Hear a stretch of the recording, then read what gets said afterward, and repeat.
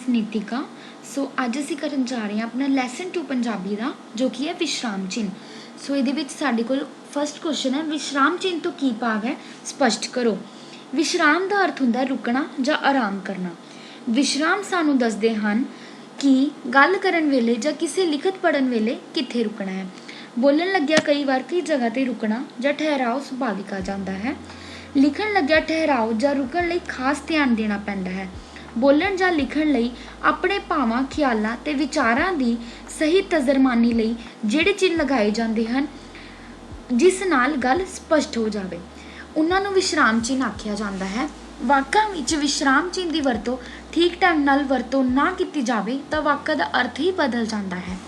वाकां दे अर्थां नूं ठीक समझण लई ठीक ढंग नाल विश्राम चिन्ह की वरतों करना जरूरी हुंदा है।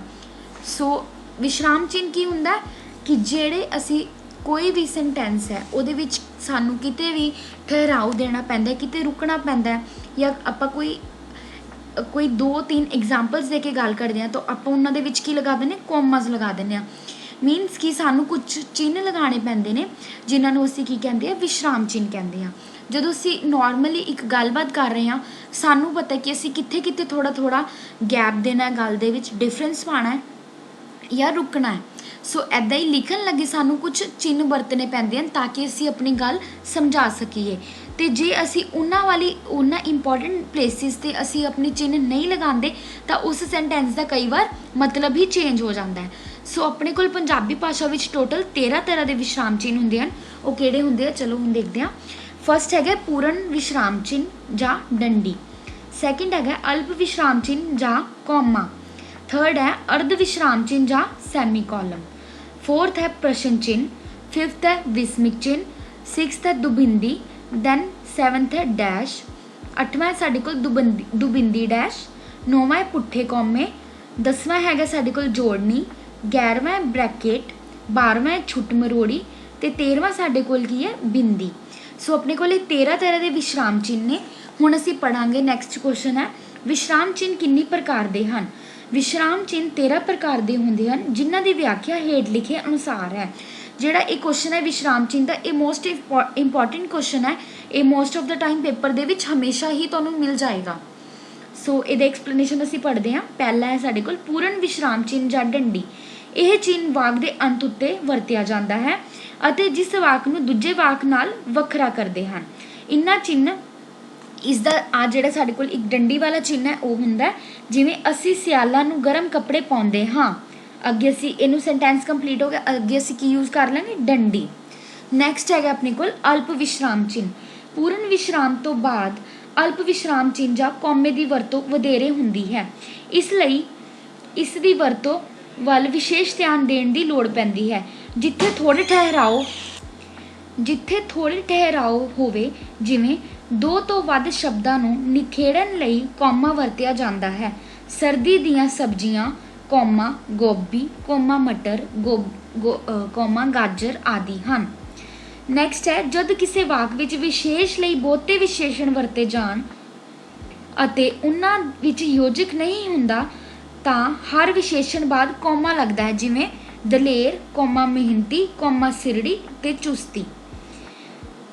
इस तरह जेडे ने अपने अल्प विश्राम चिन्ह के बाकी एग्जाम्पल्स आ जाते हैं। आप नैक्सट थर्ड देखते हैं, दैट इज़ अर्ध विश्राम चिन्ह जां सैमी कॉलम। जदों किसी वाक विच पूर्ण विश्राम तो कुछ घट समय का ठहराव अते कौमे के ठहराव नालों वध दसना होवे तां इस चिन्ह का वरतों किया जाता है। मीनस कि अपने कोल डंडी पान जिन्ना भी हजे सेंटेंस कंप्लीट ना होया होवे ते हले अपने कोल कौमे जिन्ना भी ना होवे तद असीं की यूज़ करते हैं, सैमी कॉलम यूज़ करते हैं। जिवें कि इहदी एग्जाम्पल है जदों किसी वाक विच अजिहे वाक होण जिहड़े अर्थ विच पूरे होण अते एक दूजे नाल संबंध भी रखते होण, उन्हां नूं निखेड़न लई इस चिन्ह की वरतों की जाती है। जिवें जिंदगी अत सोहणी है जिंदा दिली नाल जीवो। इस तरह ये एग्जाम्पल है। नैक्सट है किसी गल नूं समझाउण लई उदाहरण देनी होवे जां शब्द, जिवें जिस तरह कहा कि आदि तो पहला इस चिन्ह की वरतों की जाती है, जिवें ਉਹ शब्द ਜਿਹੜਾ किसी नाम की विशेषता दसे कौमा, जिवें काल चतुर सियाणा आदि। नैक्सट अपने कोल प्रश्न चिन्ह। प्रश्न चिन्ह के नाम तो ही सानू पता लग जाता कि जिस जिस सेंटेंस विच कोई क्वेश्चन पूछा गया होएगा उन्होंने की कहते हैं प्रश्न चिन्ह। यह चिन्ह भी वाक के अंत विच आउंदा है। जदों किसी वाक विच कोई प्रश्न किया जाए तो पूर्ण विश्राम की थां इसकी वरतों की जाती है। जिमें कौन बोलता है, लास्ट विच आपां की पा दांगे क्वेश्चन मार्क। नैक्सट है विस्मिक चिन्ह। विस्मिक चिन्ह की हुंदा है, जदों असीं कोई भी अपने भाव दसदे हां, खुशी का, गमी का, मीनस कि एक्सप्लामेटरी साइंस जिहड़े लग जाते हैं। जदों वाक विच हैरानी, शक, खुशी, गमी जां होर कोई भाव प्रकट किए जाते हैं उन्होंने विस्मिक चिन्ह की वरतों की जाती है। जिमें संबोधन करन वेले नी कुड़िए अगे विस्मिक चिन्ह शर्म कर। या फिर नैक्सट है हैरानी, खुशी, गमी वाले वाक तू गया नहीं।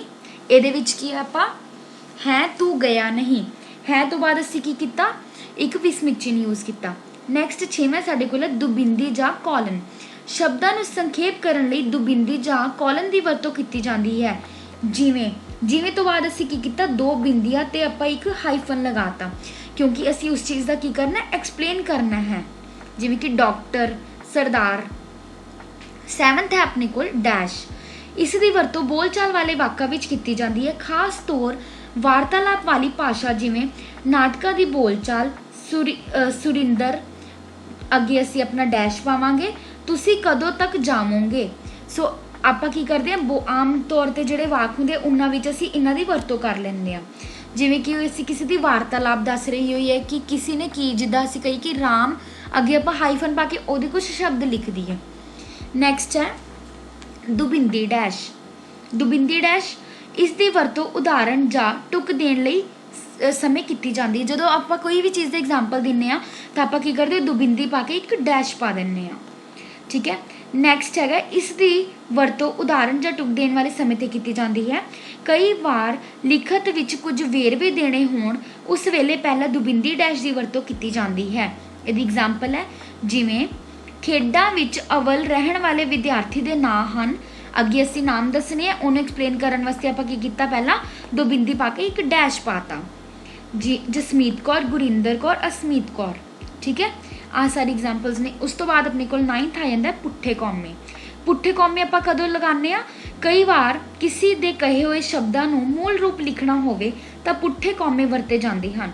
ਜਦੋਂ ਆਪਾਂ ਕਿਸੇ ਦੇ ਕਹੇ ਹੋਏ ਸ਼ਬਦਾਂ ਨੂੰ ਅਸੀਂ ਐਜ਼ ਇਟ ਇਜ਼ ਐਕਸਪਲੇਨ ਕਰਦੇ ਹਾਂ ਤਾਂ ਅਸੀਂ ਕੀ ਕਰਦੇ ਹਾਂ, ਉਹਨਾਂ ਦੇ ਜਿਹੜੇ ਵਰਡਸ ਸੀਗੇ, ਉਹਨਾਂ ਦੀ ਜੋ ਲਾਈਨਸ ਸੀ, ਉਹਨਾਂ ਨੂੰ ਆਪਾਂ ਪੁੱਠੇ ਕੌਮਿਆਂ ਵਿੱਚ ਪਾ ਦਿੰਦੇ ਹਾਂ। ਜਿਵੇਂ ਇਕਹਿਰੇ ਪੁੱਠੇ ਕੌਮੇ, ਅਤੇ ਇਹਦੇ ਕਿੰਨੇ ਟਾਈਪਸ ਹੁੰਦੇ ਨੇ, 2 ਟਾਈਪਸ ਹੁੰਦੀਆਂ ਨੇ, ਇਕਹਿਰੇ ਪੁੱਠੇ ਕੌਮੇ ਅਤੇ ਦੂਜੇ ਦੋਹਰੇ ਪੁੱਠੇ ਕੌਮੇ। ਇਹਦੀ ਫਸਟ ਐਗਜ਼ਾਮਪਲ ਹੈ ਕਚਹਿਰੀ ਵਿੱਚ ਬਿਆਨ ਦਿੰਦਿਆਂ ਗਵਾਹ ਨੇ ਕਿਹਾ, ਦੈਨ ਅਸੀਂ ਕੀ ਕਰਾਂਗੇ, ਇੱਕ ਕੌਮਾ ਲਗਾਵਾਂਗੇ, ਦੈਨ ਆਪਾਂ ਪੁੱਠੇ ਕੌਮੇ ਸਟਾਰਟ ਕਰ ਦਾਂਗੇ। ਗੀਤਾ ਰਾਮ ਦਾ ਕਤਲ ਸ਼ਰੇਆਮ ਹੋਇਆ, ਮੈਂ ਉੱਥੇ ਹੀ ਸੀ। ਇਸ ਤੋਂ ਬਾਅਦ ਆਪਾਂ ਕੀ ਕਰਾਂਗੇ, ਆਪਣੇ ਕੌਮਾਸ ਨੂੰ ਆਫ ਕਰ ਦਾਂਗੇ, ਬੰਦ ਕਰ ਦਾਂਗੇ। 10th ਆਪਣੇ ਕੋਲ ਹੈ ਜੋੜਨੀ। ਸ਼ਬਦੀ ਅਰਥ ਹਨ ਜੋੜਨੀ, ਜੋੜਨ ਵਾਲੀ। ਜਿਵੇਂ ਜੋੜਨੀ ਕੀ ਹੁੰਦਾ, ਜੋੜਨ ਵਾਲੀ, ਜਿੱਦਾਂ ਕਿ ਉਹਦੇ ਨਾਮ ਤੋਂ ਹੀ ਪਤਾ ਚੱਲ ਰਿਹਾ। ਜਿਵੇਂ ਕਿ ਕੋੜ ਹਾਈਫਨ ਦੌੜ, ਸਹਿਜ ਮਹਿਜ ਹਾਈਫਨ ਗਿਆ, ਪਾਣੀ ਧਾਣੀ। ਮੀਨਸ ਕਿ ਆਪਾਂ ਜਦੋਂ ਦੋ ਸ਼ਬਦਾਂ ਨੂੰ ਅਸੀਂ ਜੋੜ ਦਿੰਦੇ ਹਾਂ। ਇਹਦੀ ਐਗਜ਼ਾਮਪਲਸ ਵਿੱਚ ਹੋਰ ਵੀ ਆ ਜਾਣਗੀਆਂ, ਜਿਵੇਂ ਚਾਹ ਸ਼ਾਹ ਅਸੀਂ ਕਹਿ ਦਿੰਦੇ ਹਾਂ, ਇਸ ਤਰ੍ਹਾਂ। 11th ਸਾਡੇ ਕੋਲ ਹੈ ਬ੍ਰੈਕਟਸ। ਸ਼ਬਦਾਂ ਦੇ ਅਰਥ ਸਪਸ਼ਟ ਕਰਨ ਲਈ। ਇਹਦਾ ਕਦੋਂ ਯੂਜ਼ ਹੁੰਦਾ, ਸ਼ਬਦਾਂ ਦੇ ਅਰਥ ਸਪਸ਼ਟ ਕਰਨ ਲਈ।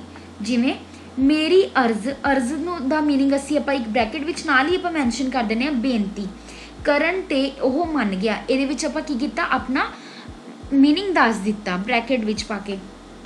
ਨੈਕਸਟ ਹੈ ਕਿਸੇ ਵਿਚਾਰਾਂ ਨੂੰ ਭਾਗਾਂ ਵਿੱਚ ਵੰਡ ਕੇ ਵਰਤੇ ਗਏ ਅੰਕਾਂ ਨੂੰ ਸਪਸ਼ਟ ਕਰਨਾ ਹੋਵੇ। ਜਿਵੇਂ ਕਿ ਆਪਾਂ ਕਦੇ ਵੀ ਯੂਜ਼ ਕਰ ਦਿੰਦੇ ਹਾਂ, ਜਿੱਦਾਂ ਕਿ ਆਪਾਂ ਕੋਈ ਅੰਕਾਂ ਨੂੰ ਯੂਜ਼ ਕਰਨਾ 1 ਸੈਕਿੰਡ, ਅਲੱਗ-ਅਲੱਗ ਭਾਗਾਂ ਨੂੰ ਆਪਾਂ ਕੀ ਕਰਦੇ ਹਾਂ, ਬ੍ਰੈਕਟਸ ਵਿੱਚ ਪਾ ਕੇ ਸ਼ੋਅ ਕਰ ਦਿੰਦੇ ਹਾਂ।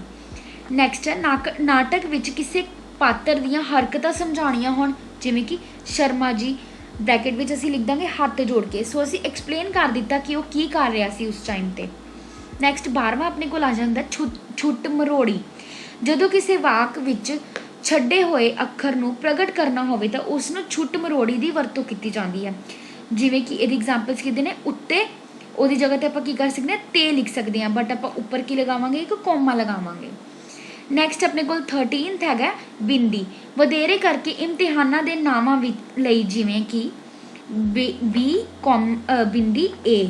ਸੋ ਆਪਾਂ ਕੀ ਕਰਦੇ ਹਾਂ, ਮੋਸਟ ਆਫ ਦਾ ਜਿੱਦਾਂ ਆਪਣੀ ਡਿਗਰੀਜ਼ ਵਗੈਰਾ ਹੁੰਦੀਆਂ ਨੇ, ਆਪਾਂ ਉਹਨਾਂ ਦੇ ਨਾਮਾਂ ਦੇ ਵਿਚਕਾਰ ਕੀ ਲਗਾਉਂਦੇ ਹਾਂ, ਹਮੇਸ਼ਾ ਡਾਟਸ ਲਗਾਉਂਦੇ ਹਾਂ, ਮਤਲਬ ਕਿ ਬਿੰਦੀ ਲਗਾਉਂਦੇ ਹਾਂ, ਜਿੱਦਾਂ ਕਿ M.A, P.H.D ਆਦਿ। ਜਾਂ ਫਿਰ ਆਪਾਂ ਕਈ ਵਾਰ ਅੰਕਾਂ ਵਾਸਤੇ ਵੀ ਯੂਜ਼ ਕਰਦੇ, ਜਿਵੇਂ ਕਿ 1 ਡਾਟ 2 ਡਾਟ, ਇੱਦਾਂ ਕਰਕੇ ਆਪਾਂ ਆਪਣੇ ਅੰਕਾਂ ਵਾਸਤੇ ਵੀ ਬਿੰਦੀ ਦਾ ਪ੍ਰਯੋਗ ਕਰਦੇ ਹਾਂ।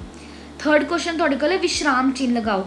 ਸਾਨੂੰ ਇੱਕ ਦਿੱਤਾ ਹੋਇਆ ਜਿੱਦਾਂ ਕਿ ਡਾਕੀਆ ਥੈਲੇ ਵੱਲ ਇਸ਼ਾਰਾ ਕਰਕੇ ਆਹ ਤਹਿਸੀਲਦਾਰ ਸਾਹਿਬ ਦੀ ਡਾਕ ਏ ਸਭ ਤੋਂ ਪਹਿਲਾਂ ਪਹੁੰਚਾਣੀ ਏ, ਕੇਸਰੋਂ ਕਿਉਂ ਉਸ ਦੀ ਚਿੱਠੀ ਕੋਈ ਅਨੋਖੀ ਗੱਡੀ ਤੇ ਚੜ੍ਹ ਕੇ ਆਈ ਏ ਡਾਕੀਆ, ਬੜੇ ਤਲਖ ਸੁਭਾਅ ਦੇ ਨੇ ਰਤਾ ਦੇਰ ਕਰਾ ਛੱਟ ਕੱਢ ਲੈਂਦੇ ਹਨ। ਸੋ ਇਹਦੇ ਵਿੱਚ ਆਪਾਂ ਕੀ ਕਰਾਂਗੇ, ਜਿੱਥੇ ਜਿੱਥੇ ਆਪਣੇ ਕੋਮੇਜ਼ ਵਗੈਰਾ ਲੱਗਣਗੇ ਜਾਂ ਫਿਰ ਜਿੱਥੇ ਆਪਣੇ ਕੋਲ ਡੰਡੀ ਲੱਗ ਰਹੀ ਹੈ ਆਪਾਂ ਉਹ ਚੀਜ਼ ਉੱਥੇ ਲਗਾ ਦਾਂਗੇ। ਸੋ ਆਪਣੇ ਕੋਲ ਇਹ ਸੀਗਾ ਸਾਡਾ ਲੈਸਨ ਨੰਬਰ 2 ਜੋ ਕਿ ਸੀ ਵਿਸ਼ਰਾਮ ਚਿੰਨ੍ਹ। ਸੋ ਆਪਾਂ ਨੈਕਸਟ ਵੀਡੀਓ ਵਿੱਚ ਲੈਸਨ ਨੰਬਰ 3 ਕਰਾਂਗੇ। ਸੋ ਤੁਸੀਂ ਇਸ ਦੇ ਨਾਲ ਦੀ ਨਾਲ ਰਿਵੀਜ਼ਨ ਕਰ ਲੈਣਾ। ਜਿਹੜਾ ਵਿਸ਼ਰਾਮ ਚਿੰਨ੍ਹ ਦਾ ਟੌਪਿਕ ਹੈ ਇਹ most of the time paper ਵਿੱਚ ਜਿਹੜਾ ਆਪਣਾ ਰਿਪੀਟ ਹੁੰਦਾ ਰਹਿੰਦਾ ਹੈ। ਸੋ ਇਹਦੀ ਤਿਆਰੀ ਆਪਾਂ ਵਧੀਆ ਤਰ੍ਹਾਂ ਕਰਨੀ ਹੈ। ਠੀਕ ਹੈ, ਥੈਂਕ ਯੂ।